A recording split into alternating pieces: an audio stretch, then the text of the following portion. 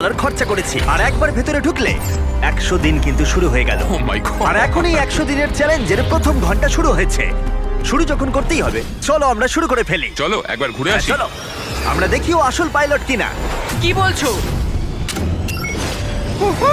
যদি আরমান্দ এই প্লেনের ভিতরে 100 দিন কাটাতে পারে, তাহলে ও এই প্লেনটা জিতে নেবে আর পৃথিবীর যে কোনো প্রান্তে চলে যেতে পারবে। দেখা যাক।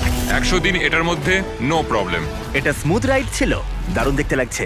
দেখা যাক ল্যান্ডটা স্মুথ হয় কিনা। এটা অসাধারণ লাগছে। এটা দারুণ ছিল। তোমার 100 দিনের চ্যালেঞ্জের প্রথম 2 ঘন্টা পেরিয়ে গেছে, কিন্তু যদি তোমার শরীরের কোনো অংশ এই প্লেনের বাইরে টাচ করে, তাহলে এই ভিডিওটা শেষ হয়ে যাবে আর তুমি এই প্লেনটা হারাবে। মাটি ছোঁয়া যাবে না। Good luck. দেখা হচ্ছে তাহলে। তাহলে দেখা যাক আরমান্দ এই প্রাইভেট জেটটা জিততে পারে কিনা। এবার আমি কি করব? এটা হচ্ছে আমার অফিস আর এটা হচ্ছে আমার ডাইনিং রুম। এবার আপনাদের ঘুরিয়ে দেখাই। এটা হলো বেডরুম, এখানেই আমি পরবর্তী 3 মাসের জন্য ঘুমোবো। এখানে